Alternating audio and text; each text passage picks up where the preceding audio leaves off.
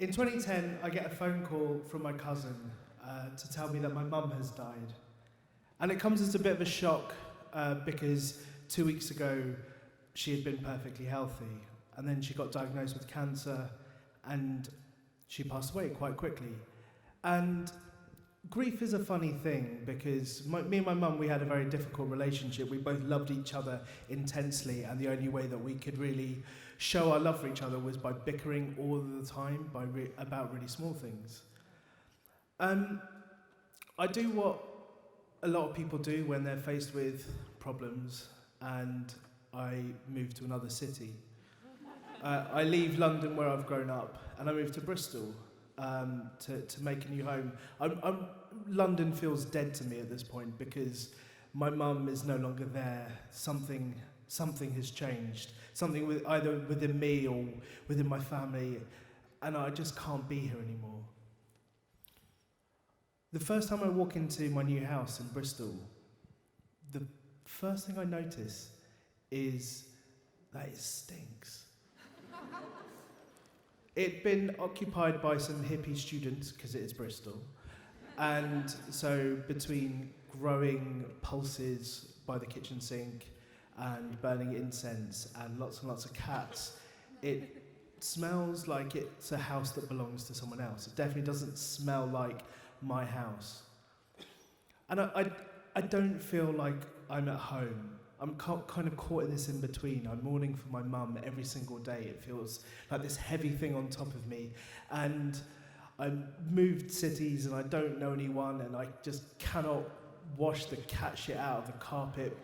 And I go home to visit my dad. It's been a year since my mum died. And there's one weekend where I go to visit him. And maybe it's because I've moved into a new space that I suddenly look at my childhood home with fresh eyes. But the moment I walk into my childhood home, it feels so familiar and yet it feels different. Because in the year since my mum has died, the house has kind of been locked in stasis. You know, there's still laundry in the basket left over from when she was alive. Her clothes are still dirty clothes are still in the laundry basket. Her handbag is still at the bottom of the stairs. While it looks like my childhood home, it also looks very clean. Like nothing has been used. It feels like a museum. Like, say there was a recreation of our house in the Tate Modern, or Tate Britain, which would be a weird thing to see. It feels like a museum to how things used to be. The kitchen looks unused. The only place that kind of has any life is the sort of the lounge area where my dad sits and listens to Bollywood songs really loudly. And I go upstairs and I'm lying on my childhood bed, and something feels different this time. Because when I grew up, my bedroom was on top of the kitchen. And so I grew up with the sounds of Bollywood music, and I grew up with the sounds of the pressure cooker, and I grew up with the smell of onions and cumin and garlic and ginger and chilies in the air. You know, my mum was a firm believer in me and my sister removing our school uniforms every time we came home from school because she didn't want our clothes to smell like the food that she was cooking. She said, don't give the white people ammunition, just wear house clothes, and we respected that. But I was lying there and everything felt stale. It didn't feel like my home. And I'm already feeling unstuck because Bristol doesn't feel like my home, and here I am on my childhood bed in my childhood home, and this doesn't feel like my home.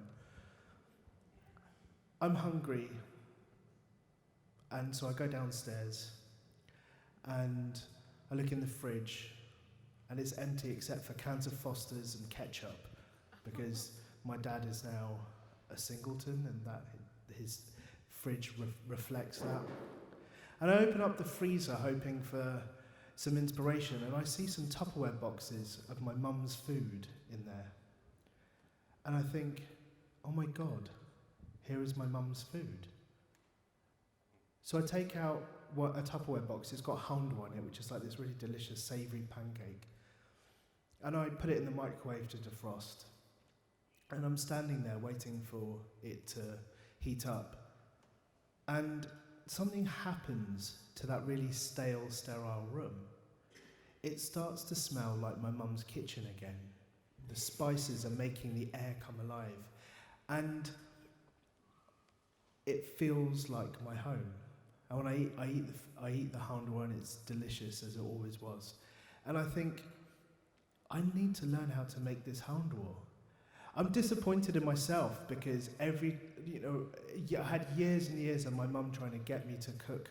I had years and years of my mum trying to teach me how to cook like her.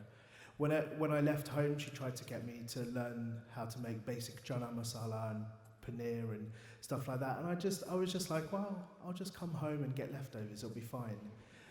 And she was like, no, I won't always be around. And I was an idiot, and I never learned. And I know that she was disappointed in that. And here I am now, ruining those decisions. And I really want to know how to make handwa. I remember that my mum told me she got the recipe from salamasi. I haven't seen salamasi since my mum's funeral. So, knowing that my mum's handbag is at the bottom of the stairs, I go and look through the handbag to find her address book. So I can phone Salamasi and say, hey Salamasi, can you teach me how to make handwa? And I find a stack of papers in my mum's handbag. And I open one of them, and it's a shopping list. It has things like Weetabix and onions and cumin powder and chili and cheese and really mundane things that you get for the big shop on it. But there's something about seeing my mum's handwriting that makes me crumble and makes me feel the heaviness crash over me again.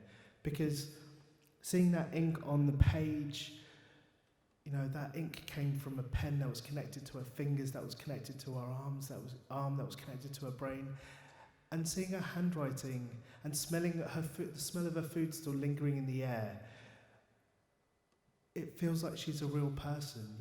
When someone dies and you romanticize them, they become the really good things and the really, really bad things that used to wind you up, and you forget about the really mundane things like when they wrote shopping lists or when they made handwa. And I take one of those shopping lists home. I phone Salamasi, I get the recipe. And when I get back to Bristol, I decide I'm going to do this shop. I'm going to do my mum's big shop. Which is silly because we already have cheese and we already have Weetabix, but I feel like I need to do this. So I go to the shop and I buy all the things that are on the list, making sure that I also add in things that I need to make handwa. And I go home. And I'm looking at Salamasi's instructions to make handwa, and I think, God, I really wish I knew how to cook. Okay, let's do this. It just says mix all this stuff up in a bowl. I can do that. So I get everything out, because that's how I cook. You cook when you don't know how to cook. You get everything out so you can stare at it. And I put everything in a bowl, and I'm following the instructions very robotically. And the last thing you have to do is temper some sesame seeds and mustard seeds and cumin seeds together. So I Google temper. I then Google temper cooking. And for some reason, I decide to get a big frying pan out to temper these sesame seeds and mustard seeds and cumin seeds. And so I put the pan on, and I light the hob and let it do what it's doing. I get distracted putting the mixture out into a baking tray, and I don't notice that I've been tempering a bit too long. And the pan is smoking. The smoke alarm starts to go off, and I panic. I don't know what to do. Do I turn the hob off? What do I do? So I grab a tea towel, and I'm between the smoke alarm trying to wave the smoke away from the smoke alarm, and the hob trying to wave the smoke away from the hob. And the tea towel catches fire because I'm an idiot. And now I've got a tea towel on fire, the smoke alarm's going off, the pan is still smoking because I still haven't taken it off the hob. So I open the back door because that seems like a sensible thing to do. I open the back door, I throw the tea towel out into the garden, I turn off the hob, and I take the pan out, take the pan off the hob, and I run outside and I leave it on the ground outside, making sure I don't stand on the smouldering tea towel. Then find another tea towel and I try and wave the smoke away from the smoke alarm. And I'm really just a year and a bit's grief just suddenly crashes over me. My mum is gone. She won't be able to show me how to cook this stuff. I can't follow simple recipes. And she's gone, and her food is gone. And I'm not sure how I'm going to honour her in this new home. And so I sit down on the middle of the kitchen floor and I cry. The smoke alarm is still going on. And I look up because there's a smell in the air. And somewhere amidst the smell of smoke and burnt sesame seeds and mustard seeds and cumin seeds, there is also the smell of onions and garlic and ginger and chilli. And my house smells like my mum's kitchen.